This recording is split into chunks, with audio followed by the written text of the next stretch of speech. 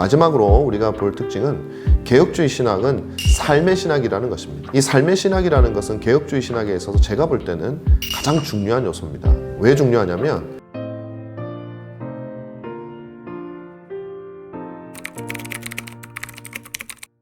안녕하세요 여러분, 반갑습니다. 김효남 목사입니다. 저는 현재 총신대학교 신학대학원에서 역사신학을 가르치고 있고요. 오늘 이제 첫 시간으로 제가 리폼드 TV라고 하는 유튜브 채널을 만들고 처음 여러분을 만나게 됐습니다. 앞으로 여러분들과 함께 교회 역사나 혹은 교리나 또 우리 시대에 우리가 어떻게 특별히 개혁파 신자로서 살아가야 할 것인가 하는 것들을 함께 나누는 유익한 채널이 되었으면 참 좋겠습니다. 오늘은 첫 시간인데요. 우리가 첫 시간에 뭘 할까 이제 고민을 조금 하다가 개혁주의가 무엇인가에 대해서 여러분들과 함께 나눌 수 있는 시간을 가지면 좋겠다 싶어서 이 자리를 마련했습니다. 오늘날 많은 사람들이 개혁주의에 대한 이야기를 합니다.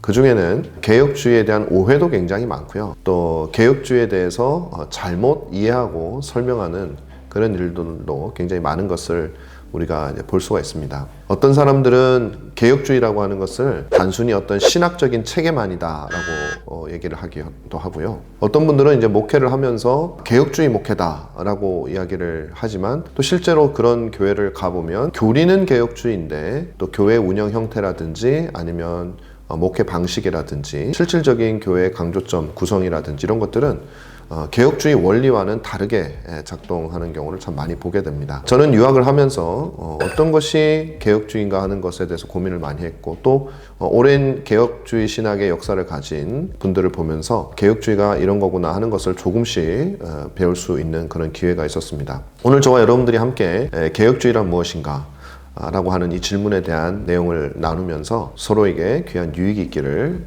간절히 바랍니다. 우선 이 질문은 굉장히 큰 질문이죠. 사실은 10분, 20분 정도의 대화로서 할 수 있는 그런 내용은 아닙니다. 그래서 오늘 제가 여러분들에게 말씀드리는 개혁주의에 대한 설명은 개혁주의 전체를 다 말한다고 하기보다는 제가 생각하는 가장 핵심적인 몇 가지를 여러분들께 말씀을 드리면 좋겠다 싶습니다. 먼저 여러분들과 나누고 싶은 내용은 이겁니다. 우리는 용어에 있어서 개혁주의라고 하는 용어를 쓰지만 또 동시에 비슷한 개념으로서 또 칼빈주의다라고 하는 말을 쓰는 경우도 참 많습니다. 우리가 조금 구별하거나 혹은 더 좋은 용어를 사용하는 것이 개혁주의 신학의 전체를 이해하는 데 있어서 나름 핵심적인 그런 요소를 차지하기 때문에 여러분들과 그 이야기를 잠깐 나눠볼까 합니다. 여러분, 칼빈주의라는 말을 많이 쓰세요? 아니면 개혁주의라는 말을 많이 쓰세요? 아마 사람들은 이렇게 섞어서 쓰는 것 같아요. 저도 보면 칼빈주의라고 말을 하는 경우도 참 많거든요. 사실상 우리는 개혁주의라는 말과 칼빈주의라고 하는 말을 같이 혼용해서 씁니다. 대부분의 경우는 이 두 용어의 차이가 없습니다. 어떤 사람들은 간혹 보니까 칼빈주의와 개혁주의를 나름대로 마치 어떤 다른 개념인 것처럼 구분을 하는 경우도 제가 가끔 볼 수 있었지만 제가 볼 때는 그 구분이 그렇게 썩 정확한 것 같지는 않아요. 왜 그러냐면 실질적으로 역사적으로도 그렇고 개혁주의와 칼빈주의는 거의 같은 의미로 사용되었기 때문에 그렇습니다. 그렇다면 어떤 것이 더 정확한 용어의 사용일까요? 먼저 우리가 한번 이렇게 생각을 해보겠습니다. 만약에 칼빈주의라고 하는 용어를 사용한다면 칼빈이라고 하는 16세기 종교개혁자의 사상이라고 우리가 생각하기 쉽죠. 그런데 사실상 칼빈주의라고 말을 하면서 실질적으로는 칼빈이 언급하지 않은 그런 내용 혹은 때로는 칼빈과 대조되는 내용들까지 포함되어 있다면 사실상 우리는 그것을 칼빈주의라고 말하기가 어렵겠죠. 많은 사람들이 그렇게 말하는 이유가 칼빈의 신학에서 개혁주의가 출발했다고 생각을 하기 때문에 그렇습니다. 물론 칼빈이 개혁주의 신학이 형성되는 데 있어서 가장 큰 공헌을 한 사람이라는 사실을 부인하기는 어려울 것입니다. 그러나 우리가 16세기 종교개혁을 할 때 개혁주의 사상을 만들고 형성했던 사람들은 칼빈 한 사람만이 아니라 그 외에도 동시대에 여러 사람들이 함께 있었다라는 것이죠. 칼빈조차도 자신의 특정한 신학 사상을 형성해 나가는 데 있어서 그들과 교류하고 교제하고 또 대화를 나누면서 자신의 신학을 세워 나갔습니다. 그렇기 때문에 칼빈주의라고 하는 말이 가지는 뉘앙스 곧 칼빈의 신학이다 라고 하는 것은 16세기 개혁주의 신학에 있어서는 큰 오해가 됩니다. 왜냐하면 칼빈 외에도 여러 다른 사람들의 신학 사상이 함께 어우러져서 16세기 후반과 17세기에 개혁주의 사상을 형성을 하게 되었거든요. 그래서 만약에 여러분들이 16세기 후반이나 17세기에 있는 개혁파 신앙 고백서들을 여러분이 보시잖아요. 그러면 사실 거기에는 칼빈이 언급하지 않았던 내용, 칼빈에게서 온 것이 아니라 동시대를 살았던 사람들에게서 온 사상이 함께 들어있기 때문에 그렇습니다.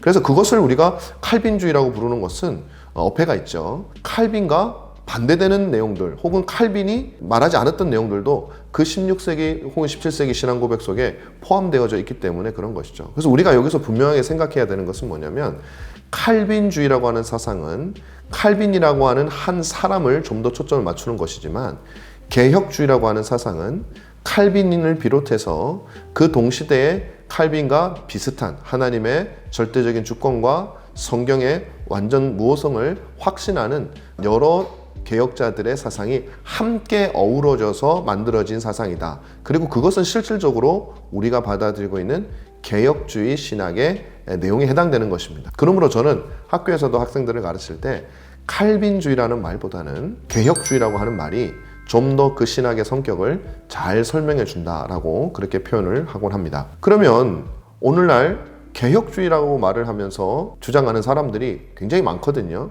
근데 가만히 보면 조직신학의 신학적 교리적 내용은 거의 흡사하지만 그들의 어떤 성향이나 성품이나 실천에 특히 있어서 굉장히 다양한 모습을 가지고 있는 것을 볼 수 있습니다.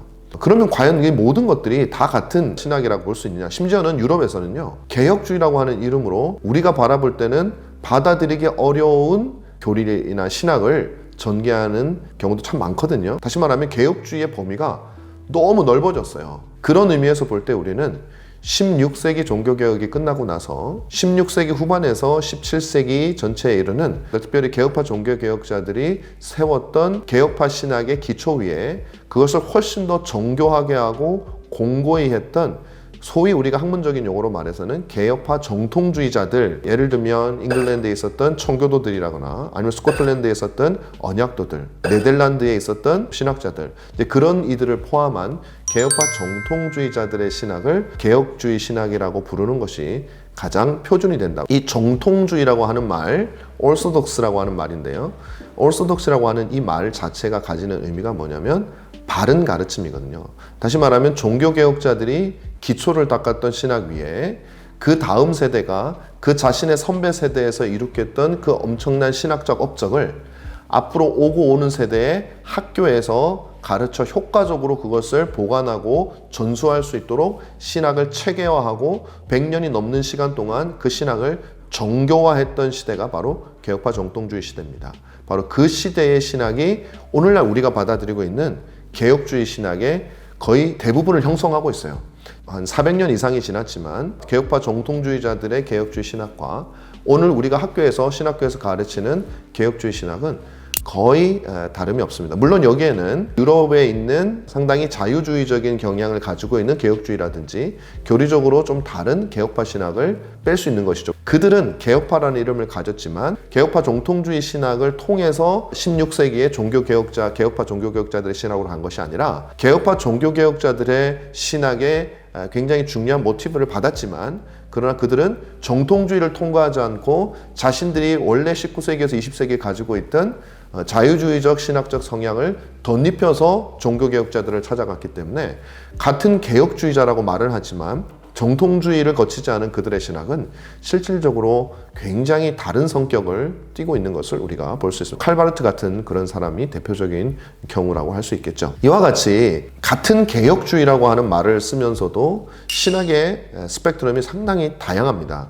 우리는 이 부분에 대해서 한번 잘 생각해 볼 필요가 있다고 그렇게 생각이 듭니다. 개혁파 교회의 신조 가운데 하나가 바로 개혁된 교회는 항상 개혁되어야 한다. 에클레시아 레포르마타 셈페르 레포르만다 에스트라고 하는 아주 유명한 말이 있잖아요. 이 개혁된 교회는 교리적으로 개혁된 교회를 말하는 것입니다. 이 말은 이제 17세기에 요도크스 반 로덴스타인이라고 하는 네덜란드의 개혁파 신학자가 한 말인데요. 17세기의 네덜란드에서 종교개혁 이후에 교리적인 개혁과 더불어서 삶의 실천적인 개혁이, 경건의 개혁이 일어나고 있을 때에 그는 17세기에 이미 정통 개혁파 신학의 신학적인 완성은 일어났고 교리적으로 개혁된 교회가 시대에 따라서 변하는 실천에 있어서 항상 개혁되어야 된다라는 의미로 한 겁니다. 그래서 많은 사람들이 이걸 오해하죠. 교리도 항상 개혁되어져야 된다. 교리도 계속 수정되어질 수 있다라는 의미로 해석을 하는 경우가 많은데 네덜란드의 신학자들은 그런 의미로 이 표현을 사용하지 않았습니다. 우리가 진정한 의미에서 개혁파 신학을 얻기 위해서는 칼빈이나 16세기 종교개혁자들에게 가는 것도 중요하지만 17세기 개혁파 정통주의 신학을 거치는 것이 개혁주의를 바로 이해하는 것이다. 우리가 그렇게 말을 할 수가 있겠습니다. 다음으로 여러분들과 함께 보고 싶은 것은 그럼 개혁주의 신학의 어떤 요체 혹은 핵심은 뭐냐라는 것이죠. 몇 단어로 얘기할 수는 없어요. 어떤 분들은 뭐 여러 가지 한두 단어로 요약을 하는데 저는 그 자체가 전부를 설명할 수는 없다고 봅니다. 흔히 우리가 말하는 칼빈주의 5대 교리라는 게 있잖아요. 그것이 마치 개혁주의 신학의 전부인 것처럼 얘기하는 경우도 있는데 사실 그렇진 않습니다. 칼빈주의 교리를 요약하기 위해서 혹은 개혁주의 신학을 요약하기 위해서 만든 것이 아니었기 때문에 엄밀한 의미에서 그것은 개혁주의 신학의 요약이라고 볼 수는 없는 것이죠. 그럼에도 불구하고 제가 여러분들에게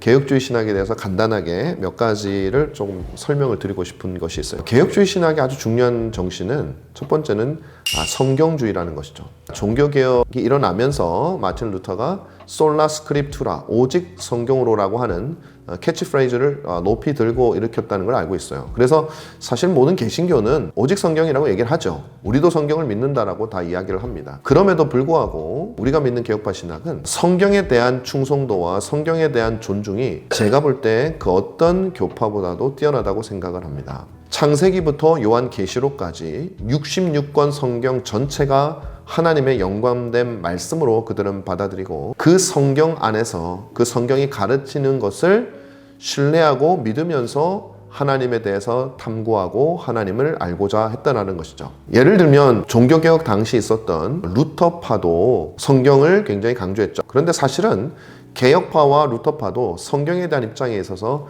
약간의 차이가 존재합니다. 개혁파는 성경 전체입니다. 토타 스크립투라. 성경 전체가 하나님의 영광된 말씀이고 모든 성경의 유기성과 모든 성경 66권의 통일성을 굉장히 강조하죠. 그 신학과 구약의 연속성이 언약신학이라는 것을 통해서 강조되고 있는 것을 우리가 볼 수 있는데 이 언약신학은 개혁파 정통주의 시대에 특히 발전했던 교리로서 현재로서는 개혁파 신학의 척추라고 할 수 있을 정도로 굉장히 중요한 역할을 하고 있는 것이 바로 언약신학이죠.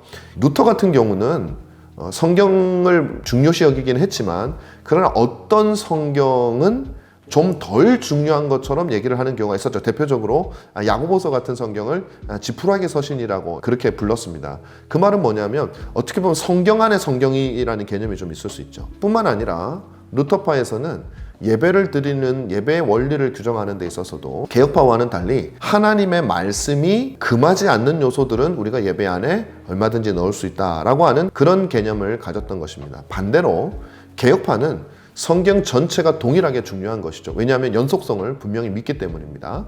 그래서 어떤 성경이라도 더 중요하고 덜 중요한 것은 없습니다. 모든 성경이 조화를 이루어서 하나님의 진리를 드러낸다고 보았기 때문에 그런 것이죠. 그리고 예배의 원리에 있어서도 개혁파 신학은 하나님의 말씀이 규정하는 것들을 예배 가운데 행하도록 그렇게 원리를 가지고 있었습니다. 무슨 말이냐면 루터파는 금하지 않는 것이면 넣을 수 있지만 개혁파는 규정하는 것을 넣는다 했을 때 같은 말처럼 보여도 성경을 대하는 태도가 상당히 다른 것입니다. 왜냐하면 우리가 예배 중에 하나님의 명령이 명하는 것만을 넣으려고 한다면 훨씬 더 범위가 좀 좁아질 수 있겠죠. 그리고 그것은 성경을 철저하게 살펴야 되는 것입니다. 하나님께서 우리에게 주시는 명령을 무겁게 받아들이고 그것을 해석하고 그것을 적용할 때 우리가 하나님께 드리는 예배를 온전히 이룰 수 있다고 봤기 때문에 절대적인 성경주의를 가지고 있었다. 두 번째로 우리가 볼 것은 하나님의 절대적인 주권에 대한 신뢰입니다. 하나님의 절대적인 주권에 대한 신뢰는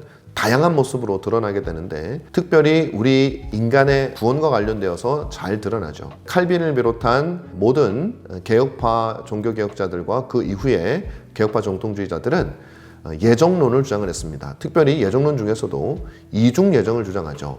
하나님께서 택자만 선택하신 것이 아니라 유기가 될 사람도 적극적으로 선택을 하셨다는 겁니다. 하나님의 당신의 사랑과 자비와 긍휼을 보여주기 위한 그릇으로 택자를 주님께서 적극적으로 선택을 하시고, 그 다음에 하나님의 공의와 거룩을 보여주는 수단으로 유기자도 하나님께서 예정을 하신 것이죠. 우리는 이것을 이중 예정이라고 부릅니다. 이 이중 예정은 절대적으로 하나님께서 인간의 그 어떠함도 보지 않으시고 창세 전에 작정하신 것입니다. 그러므로 개혁파 신학에서는 인간이 불쌍해서도 아니요, 인간이 잘나서도 아닙니다. 만약에 어떤 사람이 인간이 불쌍해서 하나님이 우리를 구원하셨다 그렇게 얘기한다면 그것도 잘못된 말이에요. 왜냐하면 세상에 불쌍하지 않은 죄인은 없어요.